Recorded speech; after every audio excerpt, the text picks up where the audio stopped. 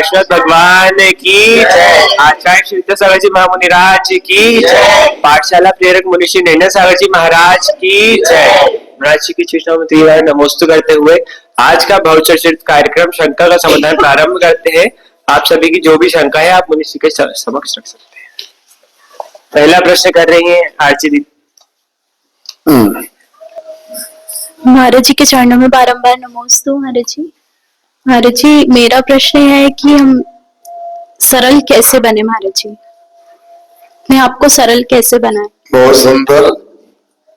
सरल कैसे बनाए, सरल होने के लाभ पहले विचार करें तो सरल होने में सरलता होगी। आप या हम अस्वस्थ हो जाते हैं तो स्वस्थ बनाने के लिए इंजेक्शन लगाना पड़ता है। इंजेक्शन की जो सुई होती है जब तक सीधी सरल नहीं होगी दवाई शरीर में अंदर नहीं पहुंच पाएगी। आप अपने पापा से पूछना, रेडियो चलते थे तो रेडियो में सुई होती थी। कभी देखा रेडियो? नहीं देखा। तो रेडियो में सुई होती थी, टेढ़ी रहेगी। आप ऑल इंडिया लगाओ श्रीलंका लग जाएगा, भोपाल लगाओगे छतरपुर लग जाएगा। तो सुई सीधी होना चाहिए। यदि केवल ज्ञान प्राप्त करना है तो कमर में जमीन में 90 अंश का कोण, सरल कोण सीधा होना चाहिए। उसी प्रकार से हम यदि सीधे बनते हैं तत्काल में तो अपने को कभी कभी हानि दिखाई दे सकती है, मगर उसके दूरगामी परिणाम बहुत अच्छे होते हैं। इसलिए हमको सहजता दिखाना चाहिए और सहजता दिखाने में ही हमें भौतिक और पारमार्थिक लाभ की प्राप्ति होगी।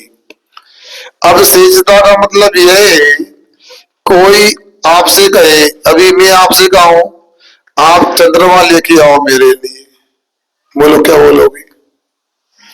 नहीं महाराज हो नहीं सकता, चंद्रमा नहीं ला सकते। अब मैं बोलता हूं, जी आपने कहा चंद्रमा लेकर के आओ, हम लेके आने को तैयार है महाराज जी। नशे नहीं आप बता दो चढ़ के कैसे जाए ऊपर।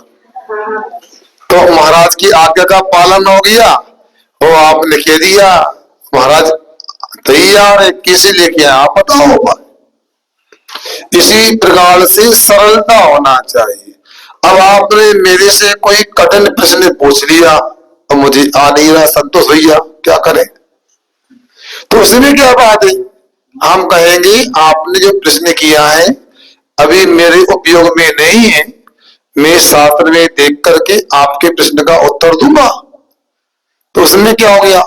और इसके विपरीत ही मैं टेढ़ा बन के घुमा पर आके उल्टा गलत उत्तर दे दूंगा तो अभी तो कुछ नहीं कहोगे, आपकी धारणा बन जाएगी ये तो उल्टा से तो कुछ भी बोल देते। इसलिए सरल बनने में शेषता होती है। क्या बात है, कोई गलती हो गई तो कहते मैं क्षमा चाहता हूं, मेरे को जानकारी नहीं थी, ऐसा हो गया, आप स्वीकार कर लो। गोमर साहब जीव कांड में तत्व देशना को लेकर के एक चर्चा आती, कोई अजान मान गुरु नियोगार, अनजान गुरु के संयोग से कोई तत्व का विपरीत कथन हो गया, वो श्रोता ने सुन लिया तब भी वो सम्य दृष्टि माना जाएगा। मगर वक्ता ने पुनः गलती पता लगने पर शेषता में कह दिया कि मुझे पता नहीं था, ये मेरे अज्ञान भाव से ऐसा कहने में आ गया, आप सुधार कर लेना, तत्व का स्वरूप ये नहीं ये। तो वो स्वीकार करने वाला बदलता नहीं तो उसकी गलती मानी जाएगी, मगर वक्ता की सरलता से वक्ता को गलत उपदेश देने का दोष नहीं लगेगा। ऐसी सरलता हर क्षेत्र में दिखाएंगे तो बहुत ऊंचाई प्राप्त कर लेंगे हम। नमोस्तु महाराज जी, नमोस्तु महाराज जी, नमोस्तु महाराज जी। हमारे जीवन में दुआ और बद्दुआ का क्या प्रभाव पड़ता है और इन दोनों में क्या अंतर है? आप कहाँ से? सीहोर से? आष्टा से हूँ। पूरा बोलो ना। आष्टा से हूँ महाराज जी, आरती जैन। हाँ मेरा प्रश्न सुन। हाँ सुनिए, इन्होंने पूछा हमारे यहाँ पर, सुनिए, समुद्र घाट होते हैं, सुनना दीदिया, उसमें एक वेदना समुद्र घाट होता है। समुद्र घाट जानते? शरीर, मूल शरीर को नहीं छोड़ते हुए आत्मा के कुछ प्रदेशों का बाहर निकलना समुद्र घाट कहलाता है। वेदना समुद्र घाट क्या होता है? आपका सिर बहुत जोर से दर्द कर रहा है, असहनीय वेदना हो रही है, और उस समय आत्मा के प्रदेश निकलेंगे और जो सिर ठीक होने की औषधि वहां टकरा के आएंगे और कुछ आपको अपने आप स्वाभाविक रूप से शांति का अनुभव हो जाएगा। उसी प्रकार भावना का प्रभाव तो पड़ता है, मगर बाहर की दुआ बद्दुआ तो बाह्य निमित्त है, किंतु अंतरंग निमित्त तो अपना पुण्य पाप हुआ करता है। राम और रावण को हम सामने लेते आपके प्रश्न का समाधान करने के लिए। जब राम लक्ष्मण ने लंका पर चढ़ाई कर दी तो रावण बहुरूपी विद्या सिद्ध कर रहा था और बहुरूपी विद्या में लगा था कि राम लक्ष्मण का सत्यानाश हो जाए। सुन रहे हैं आप लोग? मगर राम लक्ष्मण का ऐसा सत्य पुण्य था, रावण ने कुछ भी किया, राम लक्ष्मण कुछ भी नहीं हुआ, और जो भी हुआ अच्छा ही हुआ। तो प्रभाव तो पड़ता है, मगर हमको हमेशा अच्छी भावना करना चाहिए। कैसी भावना? दुखी रहे सब जीव जगत के, कोई कभी ना सुख पावे। क्या क्या पढ़ना? सुखी रहे सब जीव जगत की, कोई कभी ना सुख पावे। ऐसी भावना करो। विद्यालय में संस्कृत में एक श्लोक आता है, ये बच्चों सुनो, श्रेष्ठ पढ़ा तुमको? सर्वे भवन्तु सुखिना, सर्वे सन्तु निरामया, सर्वे भद्राणि पश्यन्तु, मां कश्चित् दुख भाग् भवेत्। नहीं पढ़ा? आज स्कूल में पढ़ाते क्या? आपको नहीं पढ़ा श्लोक था? सभी सुनो, सुखी हो, सभी स्वस्थ हो, सभी कल्याण को प्राप्त हो, किसी को किसी प्रकार से भी दुख का पात्र नहीं बनना पड़े, ऐसी भावना भाव। सुख देते सुख हो दे, दुख देते दुख होए, चार दो प्राण में बात कही दो। सुख देने की भावना करोगे सुखी हो जाएंगे, दुख देने की भावना करेंगे दुखी हो जाएंगे। ये आपको ध्यान रखना चाहिए, ठीक है? नाम कैसे ले? आप चाची के बोल दिया करो। हाँ ठीक है।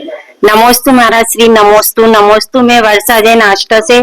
मेरा यह प्रश्न है कि पुरुष वर्ग जब महाराज भगवान जी के अभिषेक करते हैं, धोती दुपट्टे में रहते हैं तो माला से नीचीते हैं और वाइडिंग वाली किताब रहती है उससे नीचीते हैं, परंतु जो वेदी जी में चवर रखे रहते हैं उसमें ऊन लगा है, उससे भगवान का चवर करते हैं, अभिषेक के बाद विराजमान करते हैं, लाते ले जाते तो चवर करते, तो क्या उचित है? बहन जी, ये मेरे विषय सियोर में रख दिया है। परंपरा सियोर की आस्था की बहुत मेल खाती है। मैंने कहा ये चमर आपने दीवार में चरदर लगाए और इसमें धागा लगा, फुंदे इसको बोलते हैं। ऊन का है महाराज। ऊन का और सामान कपड़े का शुद्ध नहीं माना जाएगा।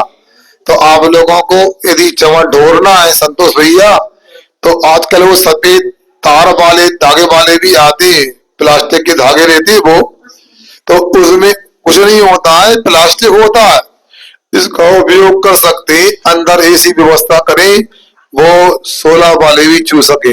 पक्का है, हमको भी बोलना था, किंतु कुछ बातें हम बोलने में संकोच करते कि इनकी कैसी क्या व्यवस्था है। आपने याद दिला दिया। जो जिम्मेदार लोग यहाँ बैठे हैं हमारी बात सुन रहे हैं, मंदिर में ऐसी व्यवस्था करें आपकी शुद्धि किसी प्रकार बिगड़े नहीं। आहार का विषय हो अथवा भगवान के अभिषेक पूजन का विषय हो, आहार में देखते हैं जल्दी से हमारी छोटी छोटी बहनें आजकल एक नई फैशन लेके आई, सोना चांदी पहने नहीं पहने, काला धागा ये पहनती है, पैर में पहनती है। ये कौन से शास्त्र में कौन ने बताया है? धागा पैर में हो, कलाई में हो, गले में हो, ये धागा पहनना उचित नहीं लगता है। और पहनते हो तो उसको 16 पहनने के भी गीला करना चाहिए। हमारे भैया लोग, सार्थक भैया के भी हाथ में देखा था हमने, एक पचरंगा धागा था, कब से विधान में पहना था, और दूसरा विधान आने वाला पता नहीं तो उतारेंगे। इसमें और भी खामियां होती, स्नान कर लेते, धागा गीला हो गया। अब धागा गीला हो गया तो ठंडा पानी था, शरीर की गर्मी है, मिश्री नहीं बन गई, जीव उत्पत्ति होती तो जीव को हिंसा का भी दोष लगेगा। इसलिए आप लोगों को इन सब बातों का ध्यान रखना चाहिए। हम तो आस्था इस उम्मीद को लेके आए थे, यहाँ कुछ भी नहीं बोलना पड़ेगा, बिल्कुल शांत होके बैठेंगे, आहार करेंगे। मगर यह लग रहा कि चातुर्मास अभी पहली बार होने वाला है, अगली बार ऐसा नहीं, तो उत्साह धीरे धीरे बढ़ता जा रहा है। आप लोग संकोच नहीं करें, हमारे पास आकर के कभी कभी जोर से बोलने का अभ्यास हमारा है, तो ऐसा लग सकता कि महाराज डांट रहे, हमारा बिल्कुल भी डांटने का भाव नहीं होता है। आप कहीं पर भी चौके में, कमरे में संकोच न करें, निसंकोच होकर अपना समाधान प्राप्त करने का प्रयास करें। नमस्ते महाराज जी। नमोस्तु महाराज जी, नमोस्तु महाराज जी। महाराज जी, मेरा प्रश्न ये है कि जब हमारे घर में कोई भी इलेक्ट्रिक चीज आती है, फ्रिज, कूलर, वॉशिंग मशीन, कुछ भी, गाड़ी, तो हम उसकी पूजन करते हैं, तो क्या वह मिथ्यात्व में आएगा? बहुत अच्छा प्रश्न किया। देखो, हमारे यहाँ तो प्रत्येक वस्तु की पूजन होती है, झाड़ू की भी पूजन होती है। कैसे? सुनो, पूजन की तरीके अलग अलग होते हैं। झाड़ू को झाड़ू के स्थान पे रखना, ये इसकी पूजा है। फ्रिज, कूलर, गाड़ी वगैरह आती है, सुनो, उनका हिंसा के काम में उपयोग नहीं करना, यही उनकी पूजा है। भगवान की पूजन जैसा शास्त्र में लिखा वैसे की जाती है। पूजन का मतलब है तिरस्कार नहीं करना, अपमान नहीं करना, यही पूजन है। मगर कुछ लोग जैसे भगवान के सामने आरती उतारे या कोई चढ़ाए, वो करना ठीक नहीं होता है। कोई गाड़ी वगैरह आई, कार, बाइक आई, वॉशिंग मशीन, कूलर आया है, तो उसको संभाल के रखो, उसका दुरुपयोग नहीं करो, उसको व्यर्थ में चालू नहीं रखो, यही उसकी पूजन है। इसलिए आप समझे, बहुत सारी विसंगति आती है और आप लोग उनको समझ नहीं पाते। अब मैं एक बात पूछता हूँ, एक कूलर, फ्रिज की बात तो इन्हें पूछ कर दी, अब मैं एक प्रश्न करता हूँ। मुनि महाराज जी का, आचार्य महाराज जी का, भगवान जी का कोई फोटो लगा है, वो पेन की क्लिप में हो सकता है, अंगूठी में हो सकता है, दीवार पर तस्वीर हो सकती है, ये पूजनीय है कि नहीं? बोलो है?